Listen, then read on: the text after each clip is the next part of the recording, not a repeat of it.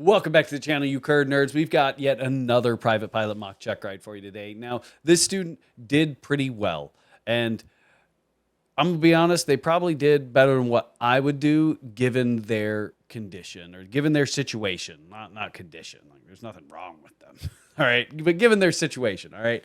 They moved from their native country because they kept trying to be a pilot there. It just wasn't working out. So they were like, screw this. I'm gonna go to the United States. I'm gonna learn English and I'm gonna learn how to fly an airplane while I'm learning English. And that's more than what I think I could actually accomplish. So you know what? We'll give them a little bit of applause because that's genuinely impressive. I have taught a number of students where English is not their first language, and every time they pass a check ride, it is impressive because English isn't a simple language. For all of you out there that might think that English is a simple language, you know, we've got there, and all of them mean different things. We've got dude, and those mean two different things, and we've got either way, you know where I'm going with this. That English isn't necessarily the easiest language, and the fact that not only did they learn this language, but then learned it in the context of flying an airplane, and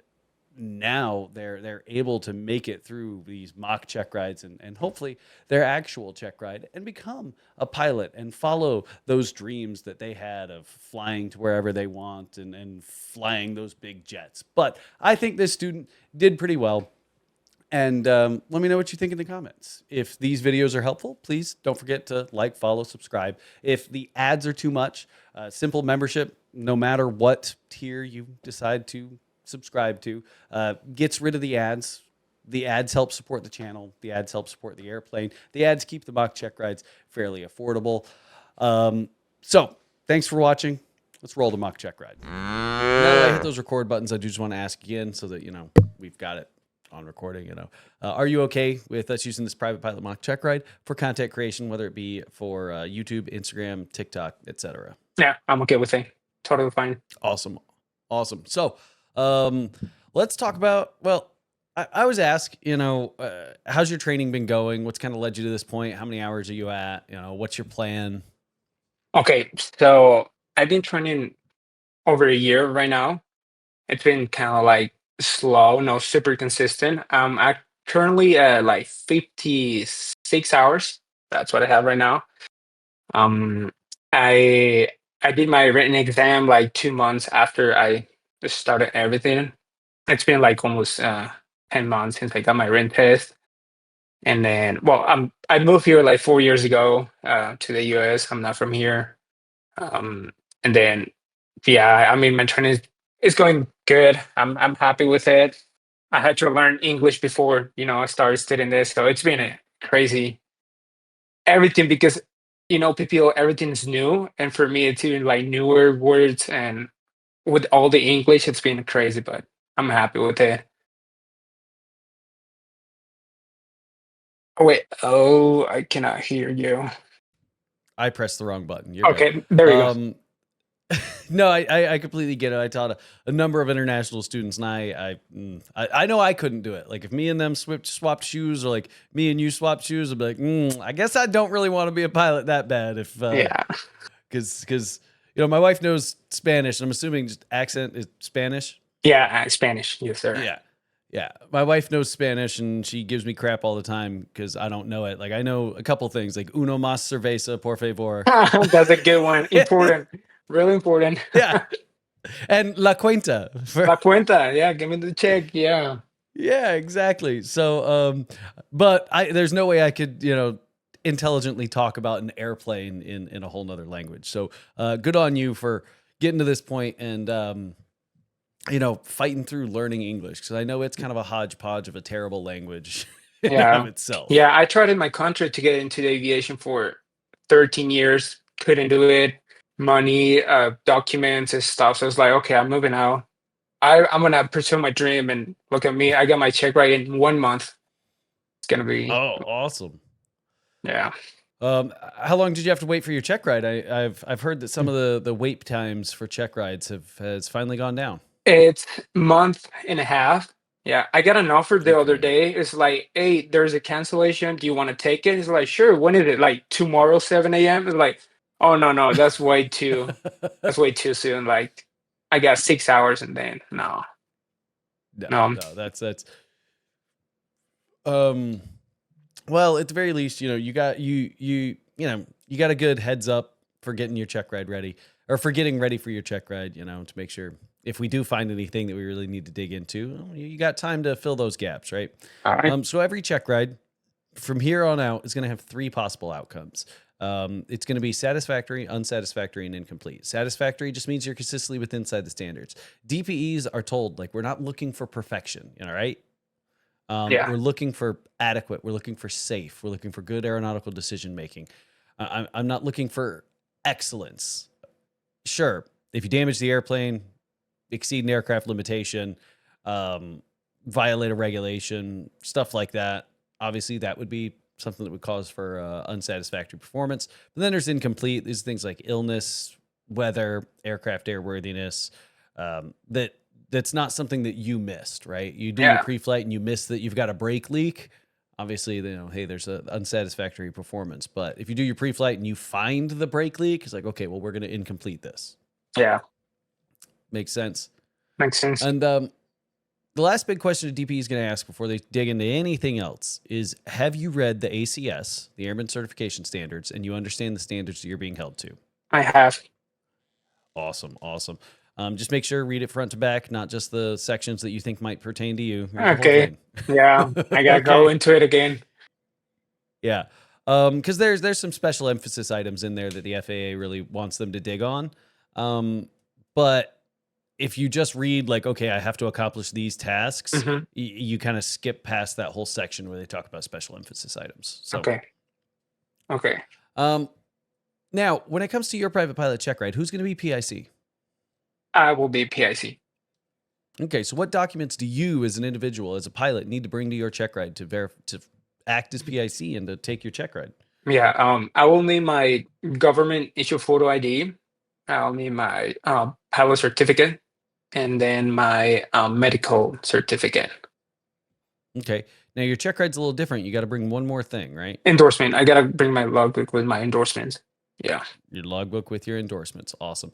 What I tell a lot of students is tab out if you're using a paper logbook, right? Put little markers, like almost like I think I might have some of them, Uh, yeah, I was like thinking things putting like like this, numbers. Okay, like tabs. things Yeah. like this. They're the little sticky tabs, Hmm. and write like, okay, cross countries accomplished here, right? Okay. Time, requirements accomplished here. Just so the DPE can flip through it easily and be like, yep, all right, you've met all the requirements, right? Correct. And every airline from there on out is going to want you to do that. That's why I have these little things, Oh, because every okay. airline that I've applied at wants you to do this to your Do you logbook. remove them after that? Like, Yeah, they're just okay. they barely stick. Okay. But they are and I use them for my maintenance book for my airplane too, so that I can keep track of maintenance items that need to be accomplished. All right. Awesome.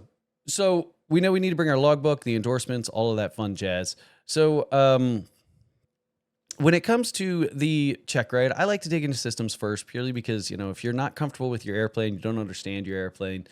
I don't want to get in it with you. Yeah. Yeah, that's true. So let's dig into systems. So what can you tell me about this? It's a Cessna 1980 Cessna 152. Correct. What can you tell me about the power plant that's running this thing? All right. So I have the engine is a Lycoming 0235. Um, it's horizontally opposed, naturally aspirated, direct drive, air cooled.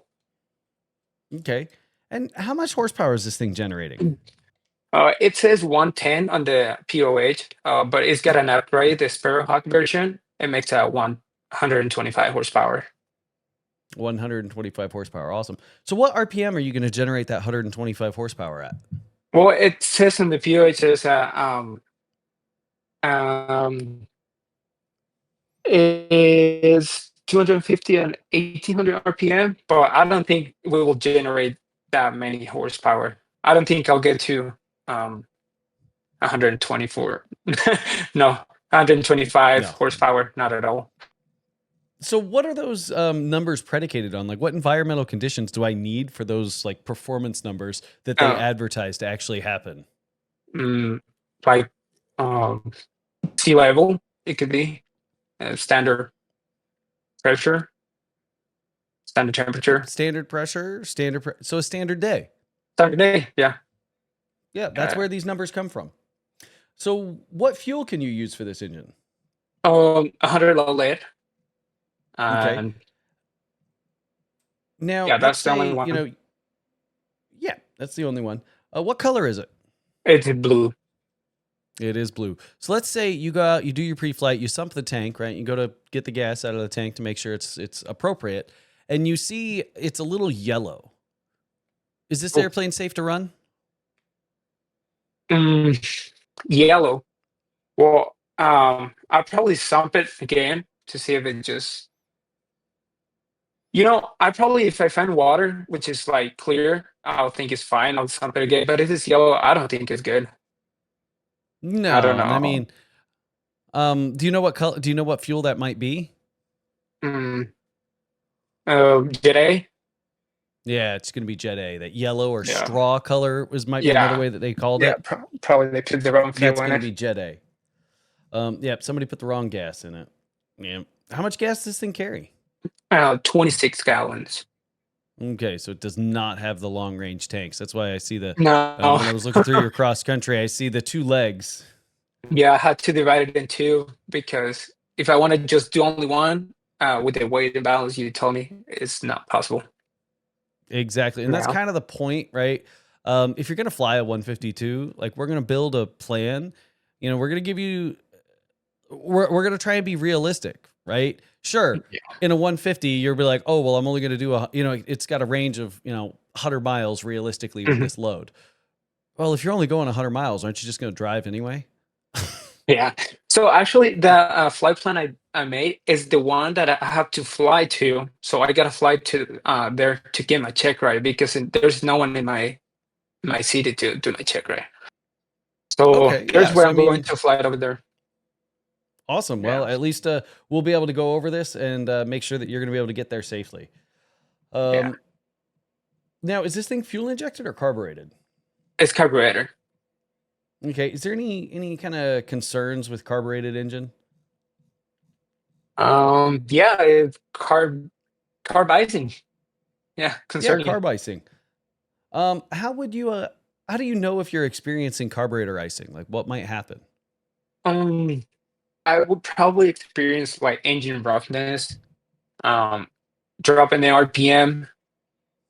That would be the main noticeable by things. Like if your RPM is just drawing and you have full throttle, probably experiencing that.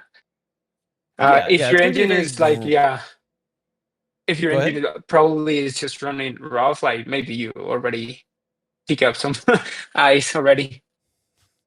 Yeah, if it gets to if it gets to like rough running, like the engine's like blah, blah, blah, blah, blah, blah, blah, blah, Oof. you've been picking up carburetor icing for a while, and you need you need to do something now. Mhm. Carburetor icing is going to be a very gradual, insidious kind of thing. Okay. Because what do we use the trim for in an airplane? Like, what do we trim for? What do you mean? So when I trim out an airplane, if Hmm. I reduce power, what's the airplane going to do? Pitch It's going to down. descend Yeah. because we're trimming to maintain an airspeed, right? Okay.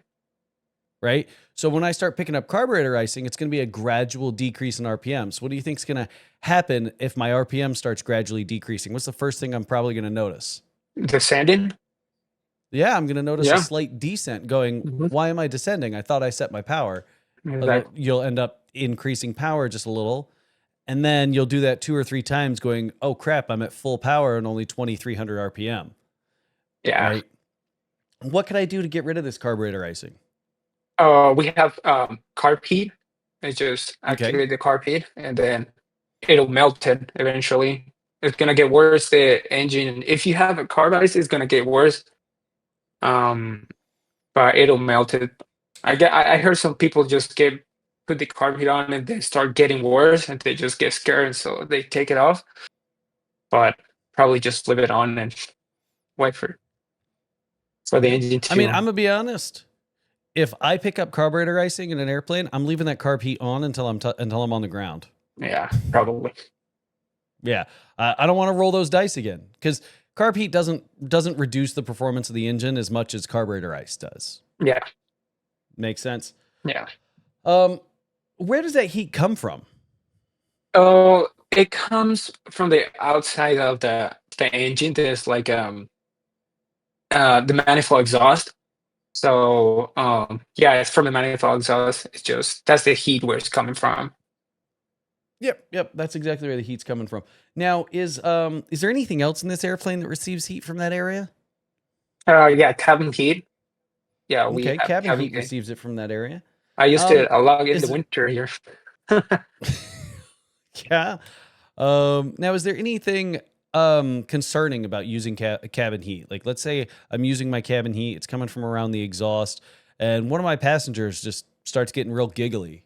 What might they be experiencing with my cabin heat being turned on? Probably carbon monoxide poisoning. Carbon Yeah. monoxide poisoning. Awesome. What do you do about it? For that, I'll just first just close the cabin gate and then just probably open cabin air, all my vents, windows, just get fresh air. So yeah, That's exactly it. We're gonna get rid of the cabin heat. We're gonna turn on any kind of fresh air inlets and open up the windows if that's yeah, an option for your airplane. And then, if we're still struggling, we're gonna try and get on the ground as soon as practical. All right. yeah. Now, is there any hydraulics in this aircraft? Um, the only thing I can do can think about hydraulic, it'll be my brakes. Yeah, your Um, brakes. yeah. Um, how would you know if you had a brake leak? Like if the fluid in the brakes was leaking out? I will find like a puddle next to the brake. Probably it's like red liquid, hydraulic fluid. Yeah. Awesome.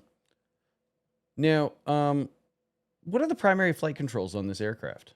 I got my ailerons, elevator, and the rudder. Okay. Any secondary ones on this airplane? Um, yeah, I have a trim and flaps. Okay. What are flaps? Why do we like, what are flaps good for? Why does pretty much every airplane out there nowadays have flaps? Uh, to help create more lift, um, and especially for allow to do a steeper descent without increasing your airspeed.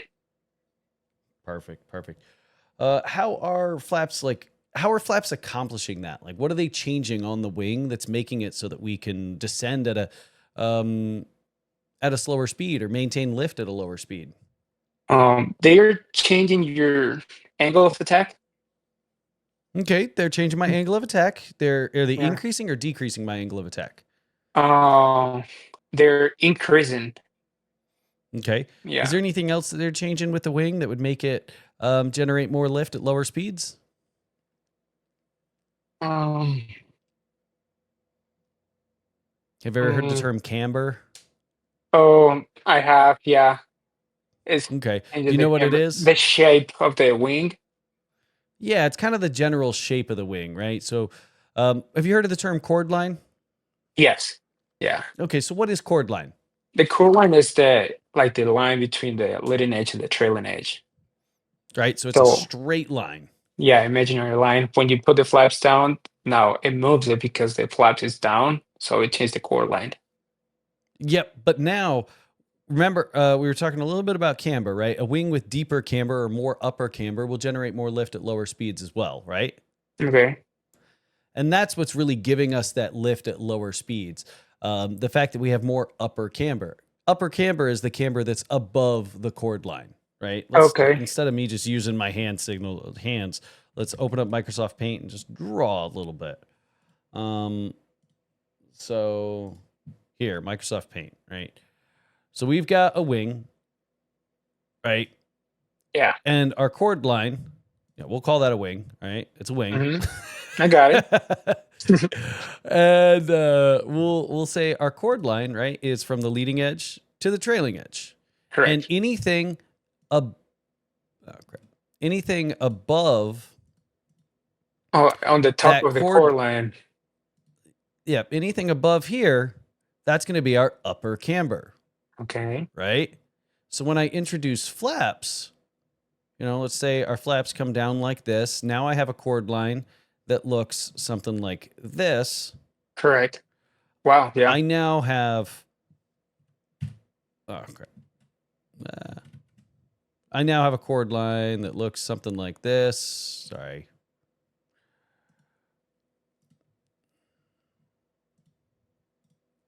Draw my flap down. Cord line looks something like this. Now I have all of this upper camber up here when Okay. compared to the yellow upper camber area. Does that make sense? Yeah. Totally.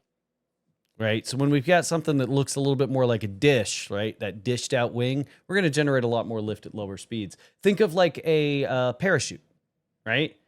A parachute is a real deep cambered wing, isn't Oh, it? yeah.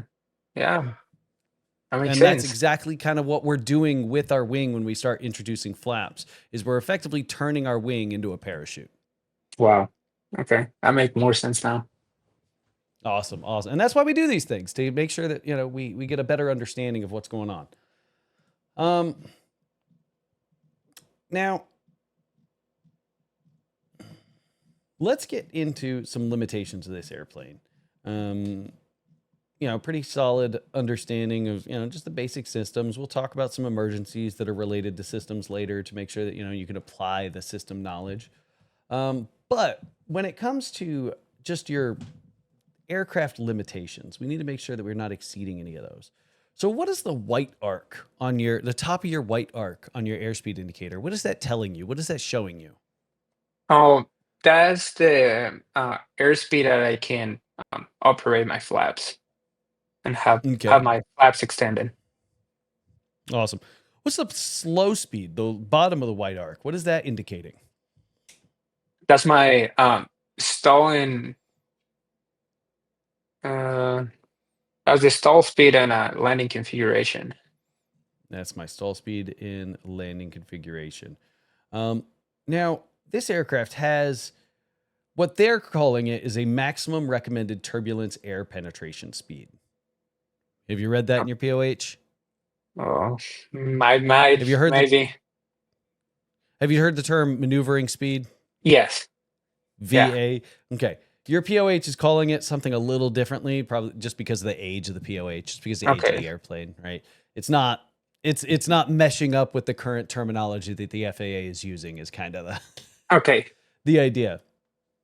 But your maneuvering speed, it changes with weight, right? Correct.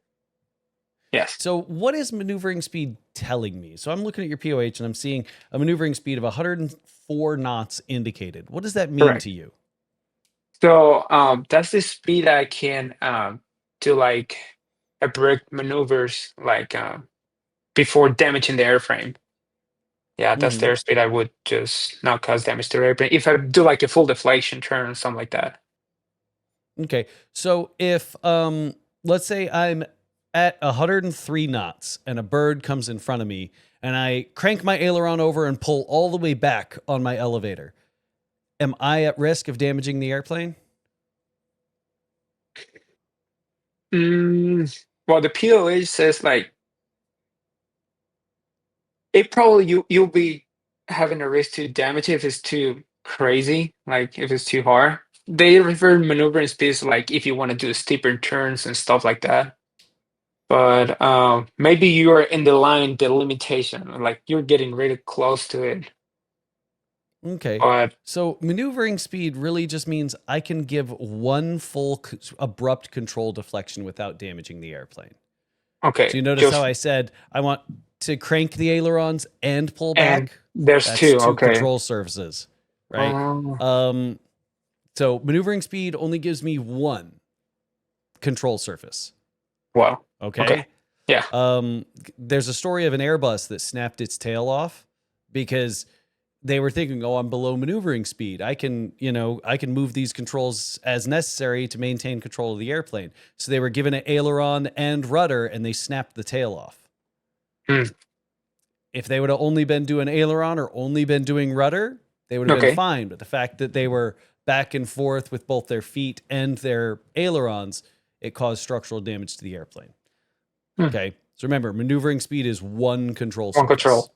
Got it. Noted. One control surface. Um, Now, what is VY? Vy is the airspeed best rate of climb. Okay. Now, what is VX? Vx is the best angle of climb, so it'll allow you to gain more altitude in a shorter distance. Okay. So when would I want to use like a VX climb? Can you give me a couple examples? Yeah, let's say I got some power lines at the end of the runway, so I'm gonna do like VX climb so I can clear those obstacles, and then yeah, mostly for that, clearing Okay. obstacles at the end of the runway. Okay. Now let's say, you're in the Utah area, right? Utah's got mountains, it's got canyons, Yeah, correct? a lot. So let's say you end up in a canyon that you didn't end up planning on being in, and you realize that the canyon's coming to an end. Okay. What airspeed would you think would be the best to climb at? Uh, Would it be VX or VY? VX. Right. So just think VX isn't just clearing obstacles at the end of the runway. VX is also, hey, I'm at cruise and now I'm realizing that I can't maintain this. I can't accomplish, whatever I'm, clearing whatever obstacles in front of me in any phase of flight, not just taking off. Is Okay, really yeah, yeah. what Actually, I'm yeah. trying to The get other at. day, I got a clearance to the Bravo airspace, and then that we gotta get to A5, and we have to hold that VX for like a minute and a half, trying to get there because density, altitude, and then heavy airplane, no much horsepower. Yep. Yeah, I got a buddy that flies a 110 horsepower 150, and it's that's it's rough. rough. It's rough. Yeah. Yeah. It's hilarious. He has a little dry erase marker because we go camping and stuff all the time. And since he's in a 150, there's not a lot of horsepower. He actually like has a scale and he like weighs it down to like the tenth of a pound to make sure that he's gonna be within his weight. So you'll see on Wow. like all his gear, he's like written 1.2 pounds, 2.1 pounds. No, wow, that's crazy. Yeah, you Yeah. gotta be on weight and balance. Yep. Yep. So let's talk about some emergencies.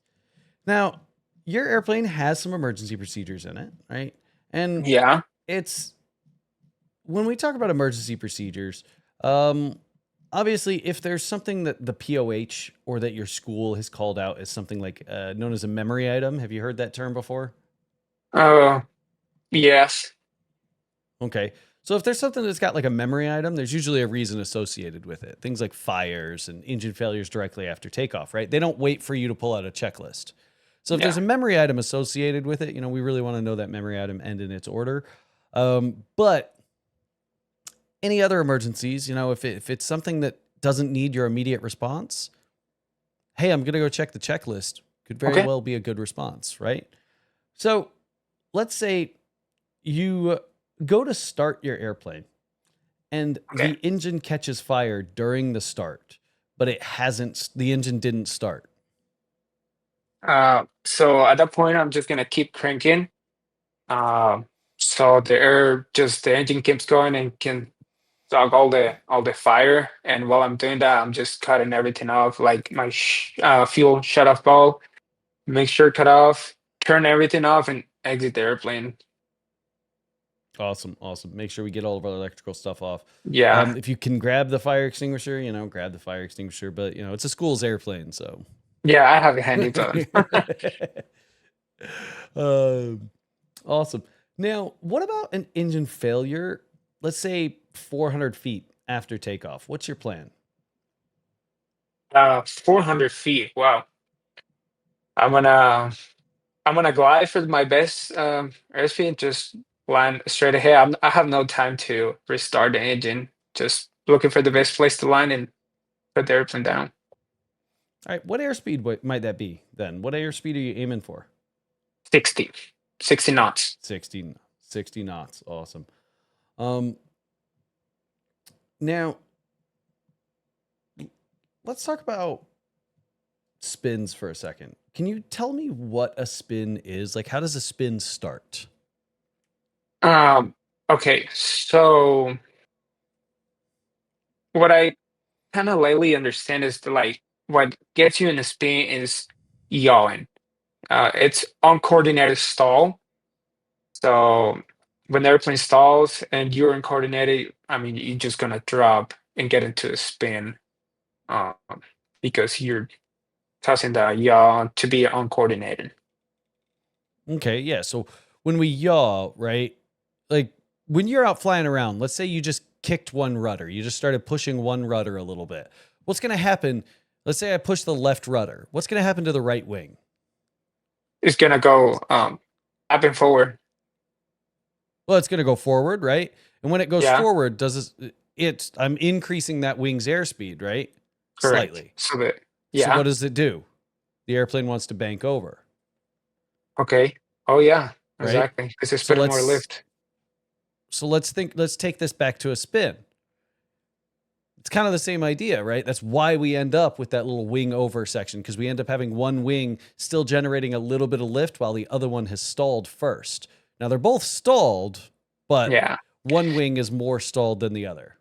yeah. And my airplane is kind of crazy on power on stalls. It always want to drop the wing very aggressively. So you gotta keep Yeah, well, coordination. so let's say the airplane does that, right? It drops a wing. How do I recover from that? So first, you're gonna put opposite rudder. You're gonna release the pressure on the yoke, and then reduce power. I mean, you don't Awesome. need to reduce power immediately, but if you do it like right away, rudder and reduce pressure, you recover from the stall. Yep, yep. Yeah. You really just reducing power is more like I can't get the nose down. The nose won't come down, Yeah. right? Um, now not bad. So, how do we recover from a spin? So, well, we're just gonna do power idle.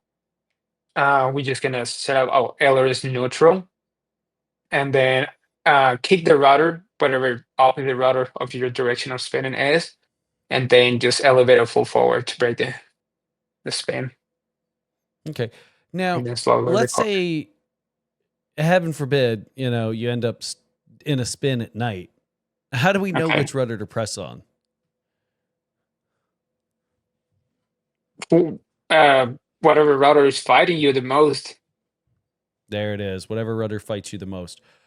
Where do most spins happen? uh, face to final. Uh, Okay. Can you do you know why?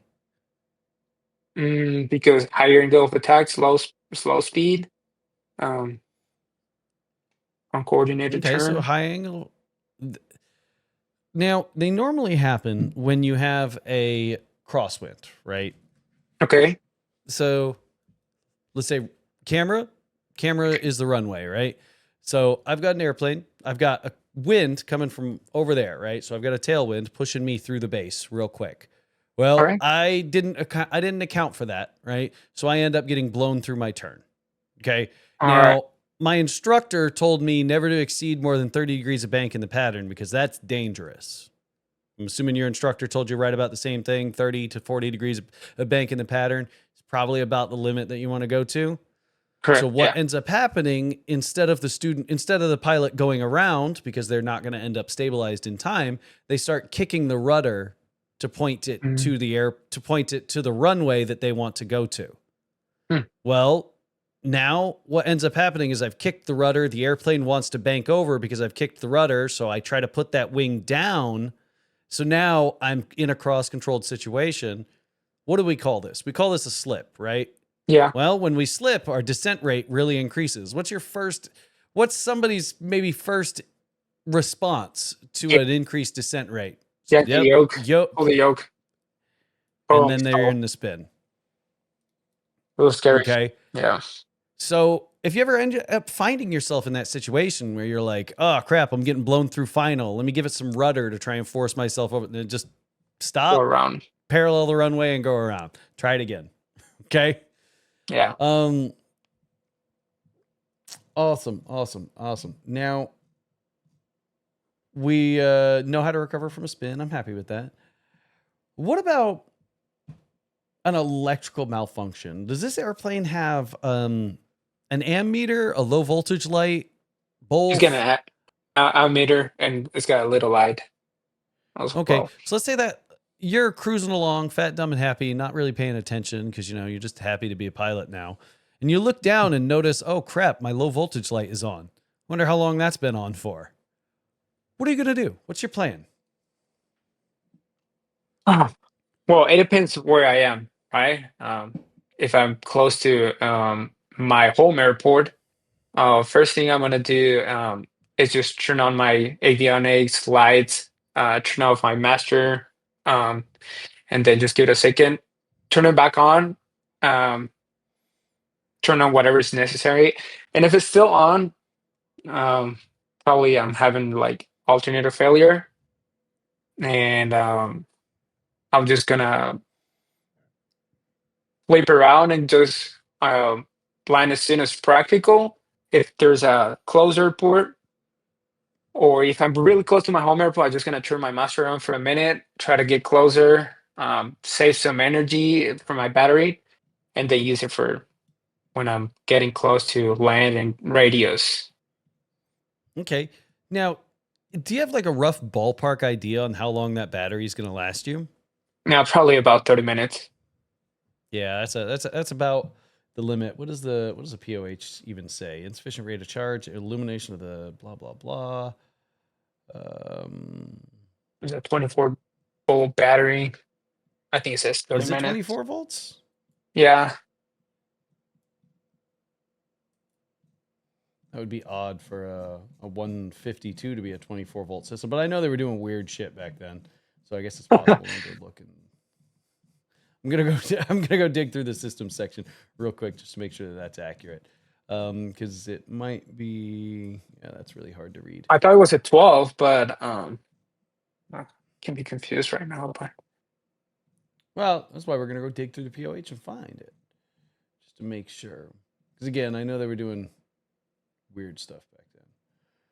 Controls, engine oil, ignition, carburetor, propeller, fuel, cooling, electrical. Oh yeah, this airplane is equipped with a 28 volt direct current electrical system. The alright. system uses a 24-volt battery. Yeah, it's Yep. 28. Yeah. Yeah, I knew they were doing weird stuff back then. Um, so awesome. We know how to respond to an electrical failure, right? We're deciding like, hey, am I going here? Am I going there? I know I can turn my master off. So in my car, if I turn like my key off, which is effectively my master, right, for my car, Yeah. my engine's It'll going to shut die. down. Yeah. Why is that not happening in an airplane? Like, what's different about an airplane? Because we have magnetos. Okay, and what are Um, magnetos? so they are these devices that have like magnets inside. They're rotating and creating current for the airplane in order to, yeah, to Okay, so function. what are they attached to? The spark plugs, Okay, so they provide ignition for the spark and plugs, the but what's charge to the crankshaft to the engine. Yeah. So as when the engine is awesome, Russ? rotating, the magnetos are working. Yep, as long as the engine's rotating, that's why you can hand prop an airplane. Yeah, I mean, you. I don't recommend it if you don't get the right training, but Okay. um, like at no point am I recommending someone hand prop an airplane. Yes, is it a skill that you can develop and learn? Yes, but it's not. I don't know how to do it, so I don't teach my students how to do it. Awesome. Now let's get into some of the privileges and limitations associated with being a private pilot. So let's say, yay, you passed your private pilot certificate. Yay. Let's go. Now what can you do that's different now that you couldn't do before? Oh, the most important thing, I'll be able to carry passengers. Um, Awesome. yeah, Awesome. that's the one that is I can act as a PIC, yeah, and carry passengers. Okay. Now is there any way, like as a private pilot, right? You can't make money, right? Yeah. You're not out here selling flights to people. Is there any way that you could get maybe at least some of the cost associated with your flight covered?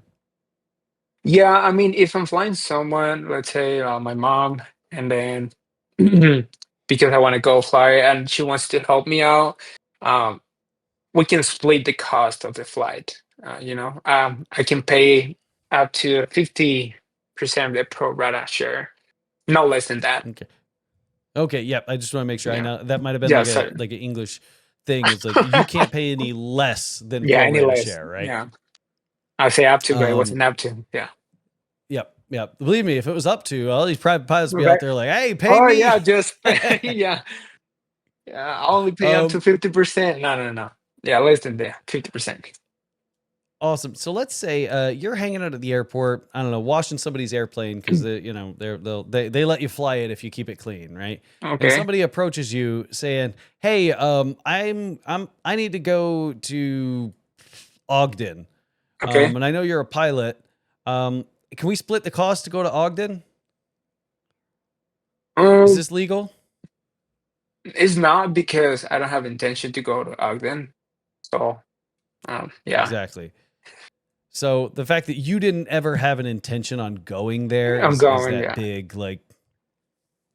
Now, if you and your buddy are like, hey, we want to go to you're talking to your buddy and you're like, hey man, I'm thinking about going to California, and your buddy's like, hey man, like I'd love to go to California. Can we split the cost if I hop in with you? Is that legal? Yes, because I'm going to Cali. Yeah, he can totally help me Yeah, out. awesome, awesome.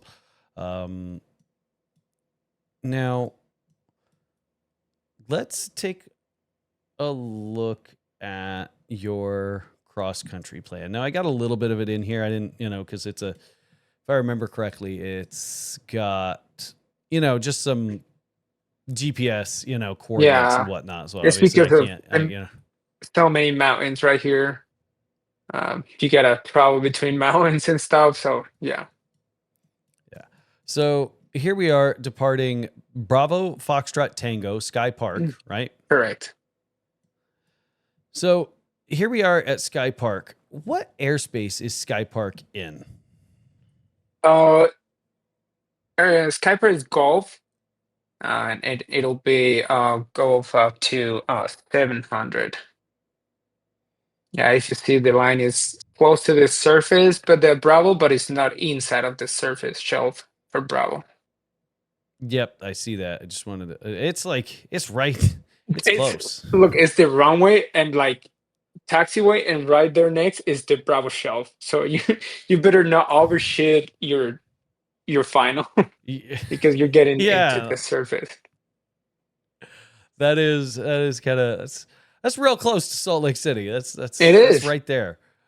Um, so given your cross country route, again, it's kind of hard for me to identify exactly what point you're going to. So what do we go? What's our kind of our first waypoint that we're going to try and avoid again? Because I see another Bravo to the surface. Yeah, so what I'm gonna do, I'm gonna get a Bravo endorsement because I'm flying by myself down there. My instructor is flying with other student is gonna hit that check right the same day. So I'm gonna get a Bravo endorsement so I can flew south right there. There's a transition right there that it allows me to fly. Just I'm gonna depart north, make a 180, and then fly south. Okay, so we're going to depart north, make a 180, fly south, and you're going to Yeah. ask for effectively a VFR Bravo transition. Yes, correct. Okay. So your instructor gave you an endorsement, a Bravo endorsement for this check ride. Does that mean you can fly in any Bravo airspace now? No, it's specific for the airport. It's specific for that airport. Solid. Now, since we are under a Bravo shelf, Yeah. what kind of equipment do I need legally in my airplane for me to fly it? Most hit responder and a DSP out. Okay. Now, before I go out for my check ride, I need to make sure that my airplane's going to be airworthy, correct? Yes. So what am I looking for, right? You're going to have to go dig through the maintenance manual or the maintenance logbook and verify that certain items have been accomplished, right? Yeah. So what items need to be accomplished for you to go for this airplane to be safe and legal to go fly to go take your check ride? My transponder um, inspection. Are you talking about Yeah, all those inspections that I need to be Yeah, yeah. required. So what inspections are you gonna? Al- Because remember, you're the pilot in Altimeter, command. yeah, altimeter, transponder, all the inspection that I require to be good to fly in airspace. Okay, so not just the airspace, right? So we're worried Well, in about is this general, yeah. airplane even legal to fly? Okay, okay, so I'm gonna check if it have accomplished it. We use an acronym called I think it's Aviate. Um, is that the one we're talking about? Yeah. Yeah, yeah. I mean, Yeah. what does that mean? I mean, aviate. We're all aviators here. Yeah. So yeah, I will have to check that. I have an annual inspection. That is all good.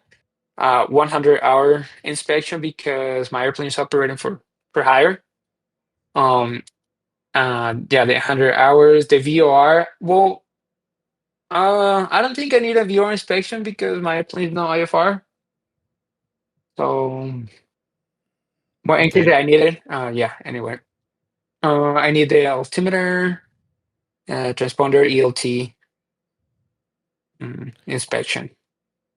awesome. So we know that there's our annual, our VOR if we're going to be flying IFR, or if VORs are going to be our sole form of navigation. Our Yeah. 100-hour inspection if the aircraft's being used for compensation or hire in the carriage of passengers or as being provided as part of a flight school. Um, Then we also have our altimeter and pitot-static check. We also have our transponder check and our ELT check. All right. So when is there any other like required maintenance items that need to be done on this airplane beyond just that basic acronym? Um, airworthiness directives. What's an airworthiness directive? Oh, so it's like I like to explain it like it's like a recall for your airplane. Something is needs to be fixed from the airplane when it was made. So they send you an airworthiness directive. So like, hey, you need to fix this in your airplane. It's mandatory. Do it. It's like a Okay. recall for an airplane. So who sends you those airworthiness directives? The FAA.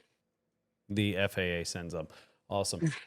Now let's say the manufacturer sent you something. Is that an airworthiness directive? Um, no, I think I forgot the name of it. I don't think it's not an airworthiness directive. Or maybe No, it's sure. called a No, it is service not. bulletin. Have you ever heard that Service term? bulletin, yeah. It's There it is. they're Yep. not mandatory, but they're like recommend to do it. Yeah, and I mean it's a lot of the problems is like they're not mandatory, but if you end up in an incident or an accident, your insurance is going to use the fact that you didn't comply with your service bulletins as an excuse for why that accident happened, right? Yeah, Insurance is going to do everything they can to try and not pay out. yeah, that's true. So do you know what this little flag is right here? What is this little flag indicating? That's a VFR, like a VFR waypoint. No, it's a VFR waypoint. It's a visual waypoint, right? It's something that Visual. That's if you were yeah. to tell ATC about it, they would know what you're talking about. Hmm.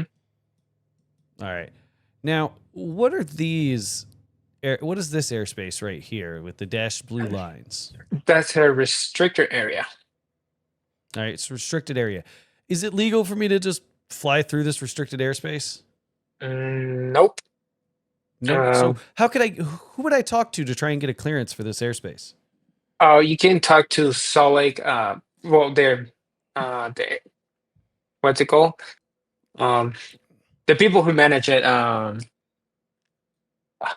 Did I blank? Yeah, in this case, I know with Salt Lake, you can talk to them and say like, "Hey, is this restricted area hot or not? Can I fly through it?" And they will tell you if it's possible or not. Okay. Uh, So I've got some more restricted areas out here. I mean, these are a little farther from Salt Lake, or, I've got another restricted area, right here. This is kind of far away. yeah. Where could I find the information to know who to talk to about this restricted area? Oh, you can find it in the chart, in the sectional chart. They have the number and the controlling agency. That's the word, controlling agency. There it is. Awesome. And it's on the edge of the chart, right? So we can look Yeah. at the chart itself on Sky Vector and Um, we can see them all right here, yeah. right? They have the Awesome. frequency controlling agency. Yeah, Yep, they have a I frequency of did my controlling it. solo then to the Wendover, so I have to flew. I don't know those ones are MOAs. Oh yeah, never mind. Okay, well, now let's talk about MOAs. What are MOAs? So yeah, okay. They're military operation areas. Yeah. Okay, and what does that mean? Like, can I fly through these willy nilly? Yeah, you can fly through it. But um, if they're active or hot, there's gonna be a risk of there gonna be like some kind of flying training and probably military airplane flying, buzzing around you. So you can fly um without any permission, yes. Okay, awesome. Yep, we can fly without any permission, but there could be some fast moving, low traffic. Oh yeah. So I'm looking at this box right here. Okay. Let me actually do it like this to make sure we're on the same box. That's odd. All right. I don't like that box. That box is not working properly. So we're looking at this box right here, the one with the big 9.3 in the middle of it. What is Okay. this 9.3? Oh, that is the maximum safe altitude. Uh, maximum safe altitude. So it's got uh the altitude of the highest elevation point in the mountain or tower is it is round up to the next 100. So that's a safe altitude that you need to be flight so in order to not crash in that square. Maximum figure, Okay. figure, Maximum elevation figure is what maximum it's elevation referred to figure. as, right? Yeah. So what is the highest obstacle in this quadrant? You know Uh, what altitude it's at? I think it'll be is run to the next 100, 1,000, probably. If you need to Mm, make me bigger so you can read it better, you could just click on me. oh, sweet. Uh, okay. It'll be 89,64. So they round up to 9,000 plus 300. Awesome, awesome. Um, Now, what is this purple line that I'm following right here? It's not loading very well, but this purple dashed line right here. That's an isogonic line. Right, what is it telling me? It's telling you the variation between the true north and magnetic north. Okay, so what do I do with this as a pilot? Like, sure, that's cool. That's cool information to have, but what is it? Yeah. Why does it even matter to me? Oh, because that's how you're gonna figure out your magnetic heading. You need to correct for your magnetic heading. And if it's east, I think it's east on our side. You're just gonna subtract your variation um, to Awesome. figure out your magnetic heading. That's awesome. Sorry, I'm looking for one little thing real quick.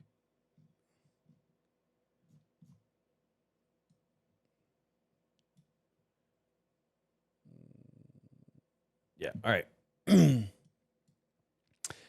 Now, we're cruising along, having a good time on our cross country. We get to we get well, let me rephrase this.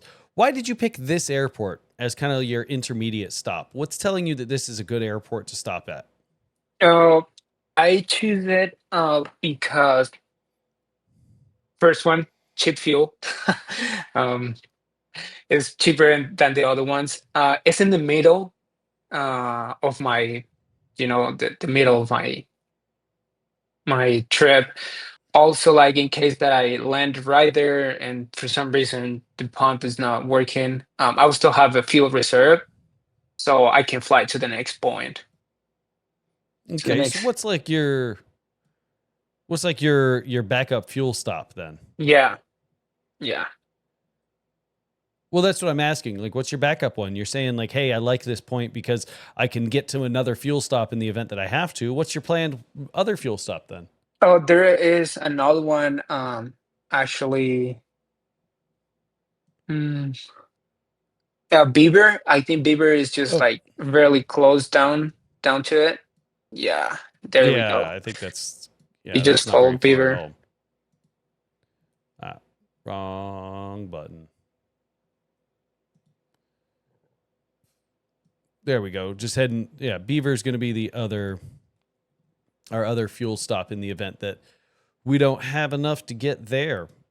I like Yeah. it. What is this airspace right here depicting?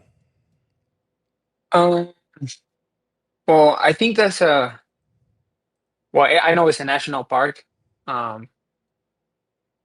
Some of them are called wilderness areas, and yeah, natural. Okay, it's a Yeah, wildlife area, wilderness area. wildlife area. Uh, Yeah. is there is there any restrictions associated with this airspace?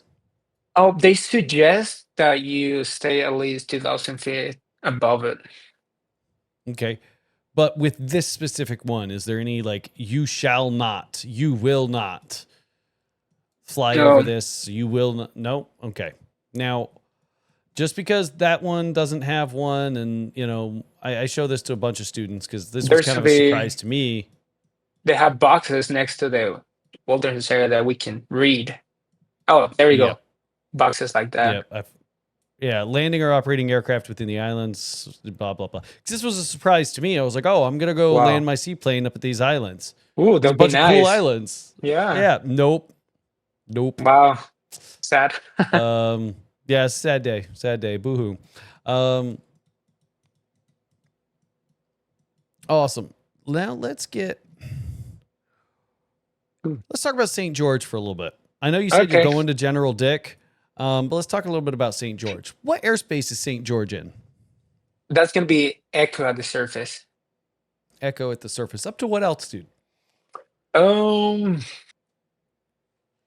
can you zoom out a little bit? Uh, yeah, I don't think. No, actually, yeah, it's echo up to 1799, like Awesome. 18,000, but not including the 18,000. Yep, up to but not including 18,000. Now, roughly how long do you think the longest runway is here at St. George? Oh, 9,300. 9,300. What's the field elevation? 2884. Now, what's this little star right here mean? Um, that means the lighting conditions may exist. That mean I think the pilots can control the lighting with the radio. That's what 98% of the time, that's what it means, that pilot controlled lighting. It really means that there's something in the chart supplement about the lighting.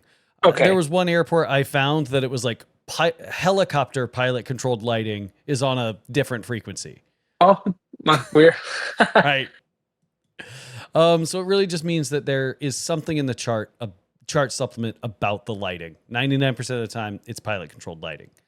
What is this Yeah. star? The star means that it's a part-time. This star right here? Oh, no. Because The star. No, that's for. It could. I know. I got it. It's just been a minute. Part-time. Their services. Oh no, actually, no. The BOR is right there. I think this is the services. okay, so what do these little tick marks around General Dick mean? No, yeah, you're right. This one. This one means that one is the services. Oof. Can't So we remember got what the Colorado storm is. City. Colorado City's got one too. Hmm. So if we're flying around at night, how do I really identify an airport? Oh, it's got a rotating beacon. It's the beacon. The So beacon, General yeah, Dick yeah. doesn't have a beacon, does it? No, and yeah, I think it doesn't have lights either, so I have better be there Yes. early. Yeah, better be there during the day. Um, awesome.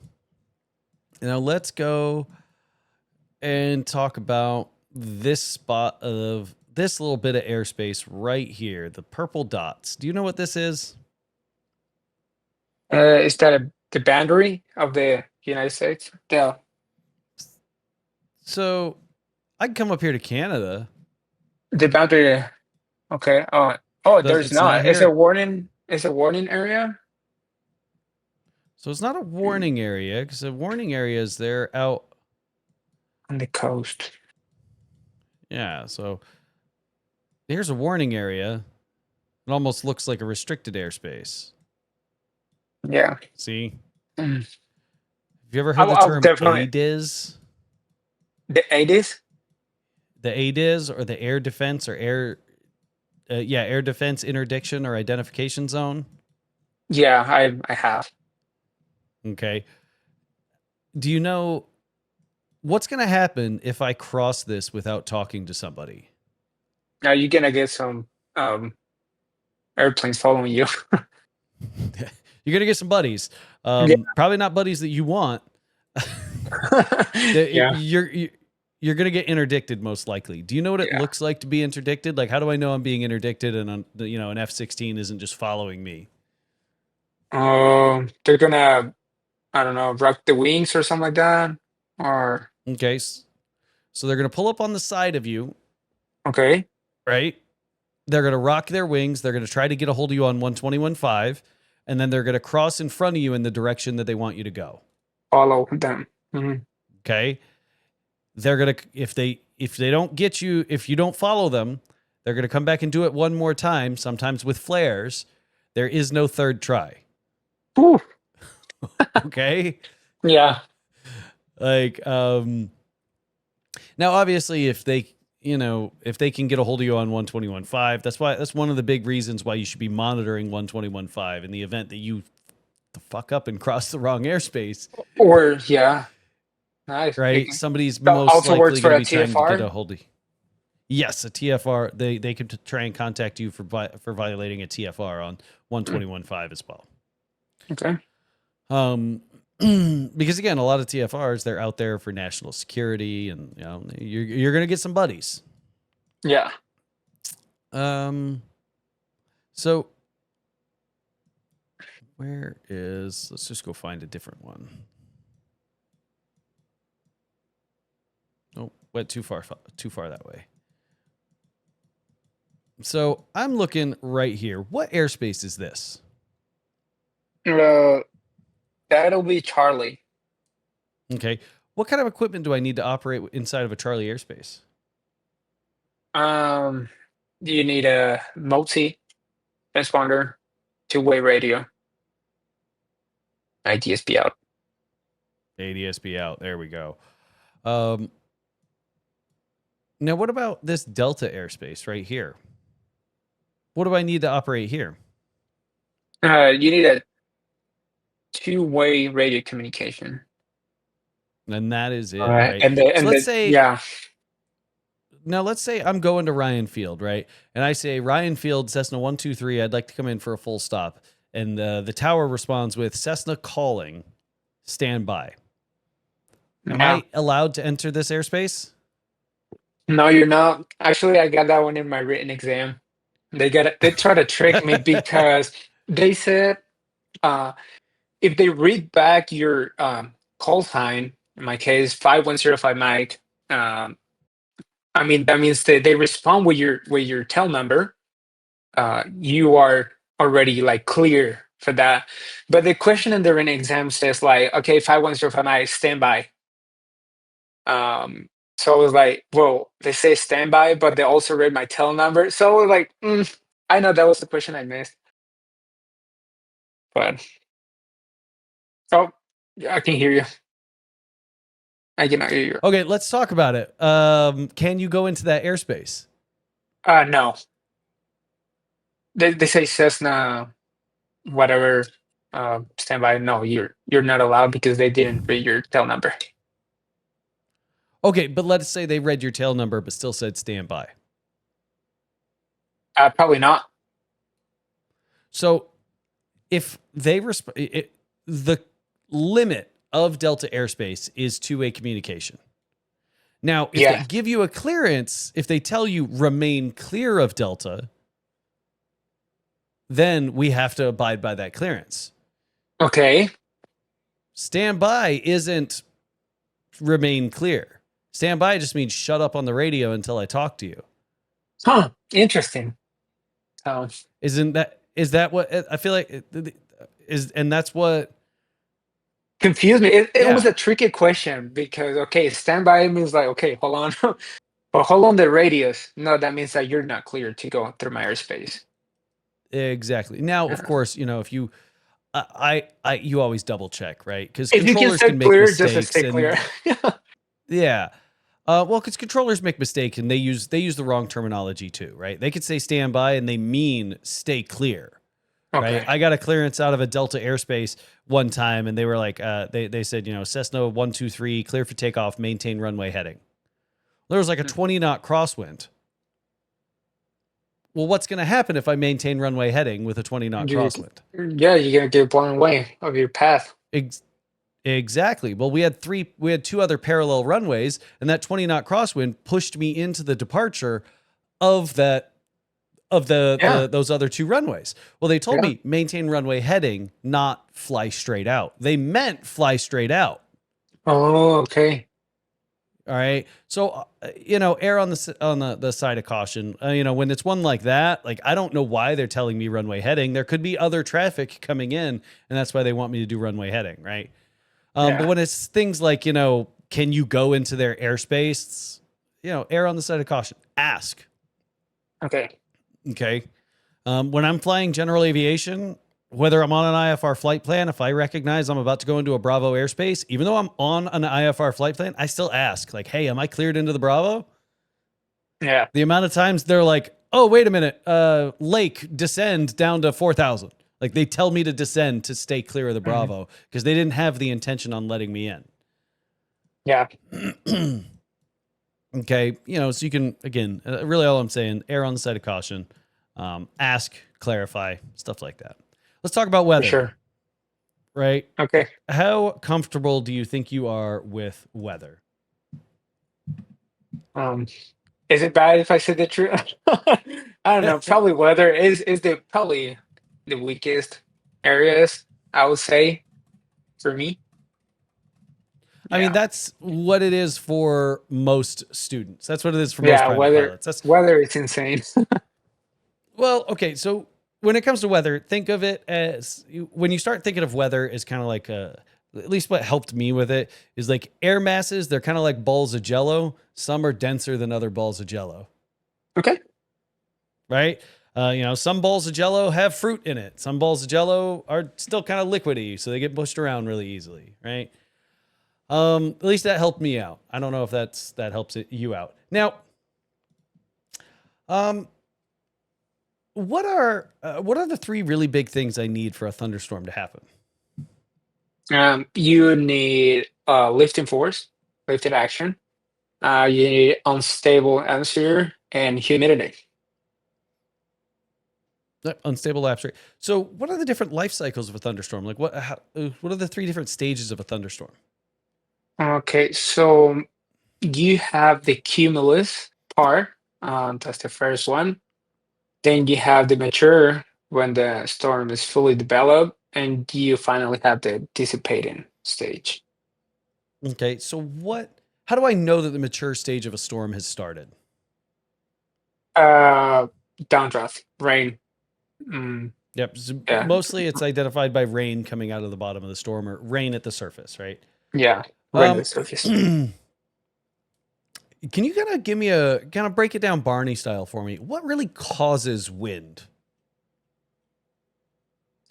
Mm, probably the unstable the atmosphere. There's some parts that they're lifting, the other one's going down. So all those yeah, up outlet force and all this stuff is what it causes wind. Everything going up and down everywhere. Yeah, kind of. I mean, I would say the way that the FAA kind of, or the way that the books from the FAA kind of say what causes wind, most wind is caused by uneven heating of the Earth's surface. Yeah. Okay. Uneven. Yeah. Uneven heating of the Earth's surface, right? Because if I heat up one section of the atmosphere, what's it going to do? It's going to expand. Well, it Hmm. has to expand somewhere. Well, it's going to expand. And it's gonna Um, push. Okay. yes. So, Mm. with those few things in mind, let's go take a look at aviationweather.gov. Now, why am I going to aviationweather.gov and not just like, I don't know, looking at weather on my phone? What makes this different? Uh, this is FAA approved source of mm, information for the weather. Awesome. So let's go and take a look at, I don't know, Salt Lake City. Oof. All right. Is there anything going on in Salt Lake City that would concern you as a private pilot? Right now, yeah, it's windy. Yeah, it's a little windy. It's a little windy. Is It's a there any little windy. limitation for wind in the Cessna 152? The limitations, no. Actually, it says like max demonstrated crosswind, and it says not a limitation. Exactly. Yeah, Demonstrated crosswind is not a limitation. yeah.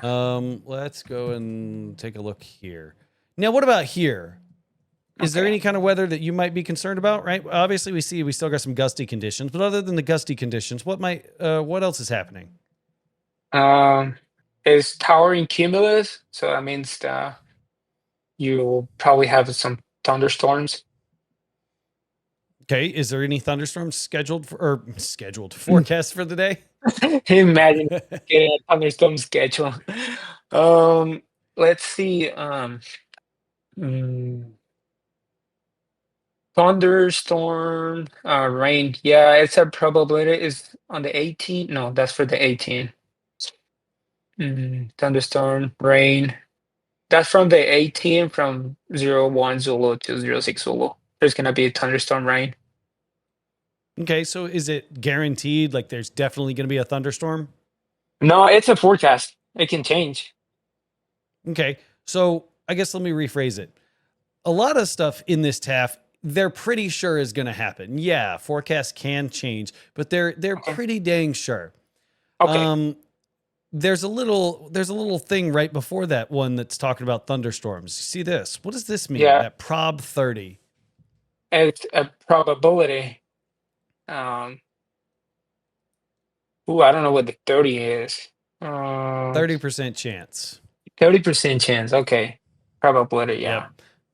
Yeah, probability of 30% that this is going to happen between this time and This this time. time. Mm-hmm. Yep. Now, what if this said, yeah, fine with that. So maybe, do a little bit more decoding of some other TAFs and METARs and stuff that are from not in your area so that, when you get presented with one like this, um, it's easy to digest, right? Um, because this probability, there's a 30% chance. So like, take that. Me as flying general aviation, I see a 30% chance of thunderstorms. To me, that says okay, thunderstorms are going to happen. It's Right? gonna I'm not happen, going to yeah. roll. Yeah, I'm not going to roll those dice. That it's not going to happen because even if there's a 30% chance that thunderstorms are going to happen, I mean that still means that even if thunderstorms don't happen, it's still going to be crappy weather, right? Yeah. Um, Now, prog chart. What is the kind of the big idea of a prog chart? Like, if you were to open up a prog chart, what would you be looking for? Why would you even be here? Okay, so I'll just look at the Utah State. So right there, I see the South Utah is like a low pressure. It's like a low pressure day, and there's a yeah, it's a prognostic chart that's gonna tell you what's gonna happen in the next hours. If you're gonna have precipitation or a cold front passing, or if you're gonna have a day of low or high pressure. It just kind of gives you a ballpark of what's gonna happen in the future. Oh, you muted again. God damn. I see there's a low pressure and a cold front moving through southern Utah, right? Yeah. So, what kind of weather might I associate with a low pressure cold front? It's gonna be bad weather because because of the low pressure, you will have a lot of lift motion, and if there's a cold front, that even is gonna help more to raise the air and just create thunderstorms. Right? Because a cold front is usually going to be, is it going to be denser or It's gonna less dense than a warm front? it's gonna be denser It's going to be denser, so it's going to scoop underneath a warm front, and push everything um, up. push everything up. That's why we're seeing all of this rain on the leading edge of it, right? Yeah. Right. So you see where that like kind of think of air masses as like balls of jello, kind of. Yeah. That help me figure it out. That's not the one I want. I wanted this one. Let's go here. Point Northeast. data. Woof. Yeah, these are fun, right? Because let me guess, you just click on for flight and you go for flight. Do the math for me. Something like that. Yeah, yeah. So given that that's the case, you're not always going to have access to for flight. Sometimes you might just have access to aviationweather.gov. And Yeah. knowing how to read these I say it's beneficial, right? Yeah. Because let's say that, your, I don't know, your for flight subscription expired or something. We'll say that. Okay. What's the wind direction, velocity, and temperature here? Okay, so 2911. Um, so the wind is going to be from 290 at 11 knots, and the temperature is 4 degrees Celsius. Solid. I like it. Let's look somewhere else. See if we can find something a little cattywampus. Yeah, the first time I saw this, I was like, what? This is crazy. Yeah, it seems a little odd. That even in the year 2025, this is how we're telling pilots what the wind is.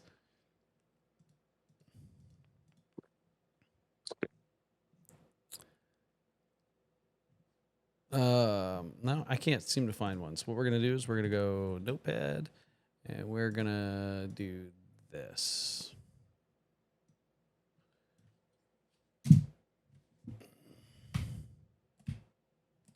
All right. So I'm looking at my winds and temps, and I see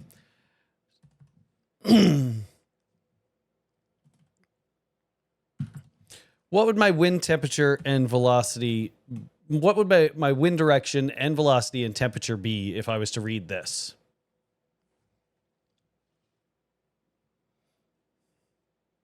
Okay. Mm, that plot confused me right there. Okay. Um, So so if I see something in these first two characters over 36, that's going to be okay? 50 less. So that's going to be 270 at 101 knots. There it is. And then the temperature positive It's 22. 22. Oh, yeah. Because, okay, yeah. Awesome. Now, if it was above 240 and I saw just that, what would That's I minus assume the temperature would 22. be? Awesome. I'm happy with that. Now, let's talk. I'm trying to think. Let's talk about some icing conditions. When would you really be concerned about icing conditions? Like, can you get ice in the summer? Absolutely. I think you'll need high humidity, and then it can occur up to like 70 degrees Fahrenheit. Yeah, so that's carburetor icing, right? It can occur to like Yeah. 70 degrees Fahrenheit. Um, but Oh, what yeah. about like wing icing? Can I get wing icing in the summer? If you're high enough, yeah. Yeah, I mean Yes. the one time I got ice on a general aviation airplane was February in Arizona. Yeah. Wouldn't be a place that you would expect icing conditions to occur. Yeah. So There's what do I really need for ice to start accumulating on my airplane? visible moisture. And Mhm. And temperature below freezing. yep, either a surface temperature of the aircraft below freezing or an outside air temperature below freezing. Um, Now, if I I'm cruising along, fat, dumb, and happy on my cross country, right? And it starts to rain. Do I need to immediately turn around? Mm, not really. I mean, your airplane is not going to melt. If you're Yeah. not freezing conditions, just yeah, don't probably apply Push on park heat. through. Yeah. Yeah. So let's say we do start picking up icing on the airplane. What Okay. are we going to do? Um, First thing, I'm gonna try to reduce the temperature. I'm gonna turn on all the heat possible. If I have a pitot heat, I'm gonna turn it on. I'm gonna tune cabin heat, part heat, and I'm gonna try to descend to different altitude with the temperature is not below freezing. Okay, so we are trying to descend. We aren't getting to a warmer temperature. What's your next plan? I wanna divert. I wanna find uh, the closest airport and divert Oh, okay. You're right. Your POH doesn't have anything specific about inadvertent icing. entry into icing. Yeah, a lot of some of the newer Cessnas, when you have an inadvertent entry into icing, what they tell you to do is leave the flaps up when you come in for landing. You're going to land it pretty flat because you don't know what's going to happen. You don't know when the wing is going to stall, Okay, right? So you're going to okay, come in a little bit faster, and you're going to try and just do your best soft field landing and kind of fly it onto the ground. okay. Um, Yeah, there's nothing specific. Again, a lot of the newer Cessnas have something specific that says like, "Hey, maintain at least 85 knots," um, stuff like that. Now, is there anything that you are a bit concerned about? Anything that you wanted to cover more? I mean, I'm pretty happy with where you're at. Your cross country plan was solid. I like that you didn't just kind of cop out and be like, "Oh, well, not enough fuel." Airplane doesn't carry enough fuel to reasonably do this route, so I'm only going to do one leg. I really liked that you did the whole leg. Um, I mean, I prefer that students use paper nav logs and show me that you know how to use an E6B Okay. instead of just spitting something out of four flight, especially at the private pilot level.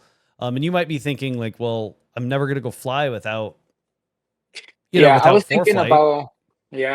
about do the on paper one, but you see how many GPS points I got, so I will have to do a lot of wind calculations. So it's gonna be a long navlog. Yeah. Well, and I mean, again, that's fair. I like to see my students do it. You're not like, sure, am I checking you to make sure that you're, set up for your check ride? Sure. But you're not my student. And if your instructor, has seen you do a couple paper nav logs and they're happy with you using four flight, they're happy with you using four flight, use four flight. Just make sure that the DPE isn't expecting, you to do a hand jammed paper nav log. Um, Yeah. the only real reasons I like seeing like a paper nav log is because it forces you to dig through the POH a little bit more. Like I'm seeing your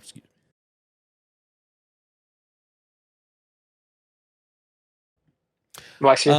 Like I'm seeing your you're going up to a top of climb. I'm seeing you've got a true airspeed that would be your grounds, that would be an appropriate true airspeed for a climb rate.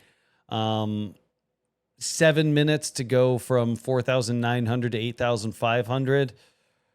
Or sorry, seven. Yeah, no. 7 minutes to go from. Oh, I'm reading that wrong. Sorry. No. I'm going to show you your nav log just to make sure I'm reading this Okay. properly. Um, 7 minutes. That's the leg, yeah. Yeah. Okay. So 7 minutes to go from 4,905 to 8,500 and 110 horsepower, 125 horsepower, 152. It seems a little ambitious. Okay.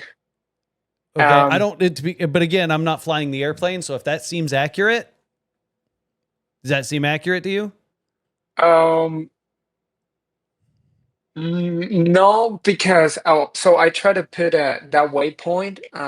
It was just a four flight thing that if I put cross this waypoint at this altitude, it just give me some errors. But I'm not reaching my top of climb right there because I gotta cruise under the Bravo shelf. So I'll probably be at 6,500. Okay. Yeah. And I mean, that's just kind of my little gripes about using for flight primarily as your navlog source, because I mean you're at 56 hours. Um, are you comfortable with this airplane? To be honest, I'm not sure. I don't know how often you fly this one versus one of the other ones that the schools have. But if you are doing a paper nav log and I'm seeing that you went to your maximum rate of climb chart and you calculated based on a pressure altitude and based on a weight, saying like, hey, I'm going from 4,000 up to 8,000 at 2550 RPM. I can see that I'm going to be doing a true air. Oh, wait a minute. Oh, that's the cruise performance. Sorry. I'm going from 4,000 to 8,000. It seems like I'm averaging a climb rate of about 400 feet per minute. Yeah, correct. Yeah, I'm usually do Okay. like 500-ish per feet per minute. So So 4,000 feet. Well, yeah, about 4,000 feet in seven yeah, minutes would be, I mean, that's a little steep, you it's know? 507. It's like 570 feet per minute if you're gonna gain those 4,000 feet in 7 minutes. Yeah. So is your aircraft capable of that? Uh, Not really. Right. So that's one of the reasons I'm like, hey, let's do a paper nav log, okay. so that you can have a real top of climb, right? Because you've got the Yeah. numbers to have an accurate fuel reading. You've got the numbers to have an accurate to have these be accurate, right? Yeah. So use the POH. If you got a POH that provides you with these details, use it because it's going to be safer than just going, it's close enough, right? Okay. Sure, when you're flying weird airplanes that don't necessarily give you all this information, yeah, you do kind of have to guesstimate and figure it out. But when you've got a Cessna 150 that gives you these super detailed charts, use the super detailed charts. Okay. Yeah, for sure. All right. Same thing when it comes to your fuel burn, your actual cruise numbers. Use your POH and see what it's actually providing you. Because you're carrying 26 gallons. You're burning what, Mhm. 7 an hour? 7 an hour, correct. Yeah, so that gives you, it gives you 3 hours with Correct. with a little over a 30-minute reserve. Exactly. That's what it is. That could be cutting it a little close if you're just kind of ballparking the numbers. If you're just kind of guessing on, okay, this is going to be, 4 flights accurate enough. Yeah, I probably won't fly it to that close, Just like, oh, I got 3 hours and 15 minutes. I'm gonna fly it like exactly. And I don't think so. Yeah. So, that's just my little gripes with using 4 flight. Still at kind of the private pilot, getting into, getting check ride prep ready, because the last thing you want to do is be halfway through your cross country and then the DPE goes, okay, well, we got to check if you know how to use an E6B. The last time you used an E6B was 8 months ago because you've been using 4 flight this entire time. Yeah, Okay. correct. So those are just my little gripes. It seemed like you had a pretty decent knowledge of your systems. You knew how to respond to emergencies. Um, yeah, you knew how to respond to emergencies, and you understood weather fairly well. You knew what you could and couldn't do as a private pilot. My only gripe is just using 4 flight as a I hate to use the term crutch, but just right there at your top of climb, we found like, hey, these aren't accurate. They're not going to give you appropriate fuel numbers. They're not going to give you an appropriate time for this route. Okay. All Okay. right. You got any questions? Anything that you want to touch on more? Anything that you? No, I think that's that's everything. I think I'm kind of ready to take my check ride. I feel more comfortable now. Yeah, yeah. Yeah. I mean, I feel like you're pretty ready. Those little gripes that I had aren't, they're not end of the world or anything like that. 'Cause, I mean, let's be honest. Like, uh, when was the last time I wrote an actual paper nav log? I guess But technically I had a paper nav log to take me down to Sun and Fun. Um, okay. but then I had to deviate, so my entire paper nav log went out the window effectively. Yeah. Right. um, I eventually could get kind of back on track once I did, got close to where I wanted to be originally. But when I'm flying, within a day's travel, yeah, I'm just using my phone in 4 flight. Yeah. But see, I So heard that my DP is kind of like old school, so he will love to see that paper notebook. So I might just practice that one. Um, yeah, I think awesome. that. Now, just because we've done the mock check ride and the mock check ride, we're like, I say that you're pretty ready as long as your actual hand jam nav logs are solid. If you want somebody to kind of go over your nav logs or something like that, you still got questions. The Discord still is a whole wealth of knowledge. Right now, we got 10 CFIs that are here. We got 266 student pilots that are here. 120 people are currently online. So if you've got any questions, don't hesitate. Come down to this aviation section, go into pilot training, and ask questions. People talking about you got that seaplane flying again. We got flight training questions where somebody's got a check ride coming up. Somebody's talking about inspections, cross country check ride scenario. Here's a check ride gouge, right? So there's a whole section Yeah. of people that have gone through check rides and they come back and they tell us about it. See, this person even gave us the whole route on like what they did on their check ride. Oh, nice. And look at them. Oh, They got that's their crazy. instrument rating. That's So brilliant. come back, read through these, right? If you want to see what's going on. Because I mean, some of these people they give us a whole novel about what they did on their check ride, which is awesome. Yeah. But if you want somebody to dig over your nav log just to make sure you didn't make any mistakes, come up here, new post, drop a picture of your nav log, and somebody will go over it with you. If Okay. I'm Yeah. not Yeah. busy, I don't see why I can't help. Sounds good. Perfect. Awesome, man. Yeah. Well, you enjoy the rest of your night, and reach out if you got any other questions. Yeah. That it was. Thank you so much. It was amazing. I can't believe that I'm here talking to you. I watched your videos and it was like, man, this is insane. It was great. Thank you so much. I hope to see myself on your channel. It was one of my biggest things. I love it. I really love it. Appreciate you. Awesome. Awesome. Well, I'll try to get the videos done and edited. I try to post them like every Wednesday as long as I got the time and a That would video to be post. that would So be amazing. And I'll let you know when I have my check right. Yeah, for sure. yeah, let us know. Once you see the video posted, come let us know in the comments. Be like, hey, I'm that guy. I passed. Let's go. All right. Thank you so much. No All problem. You right. enjoy the rest of your night. You as well. I'll see you.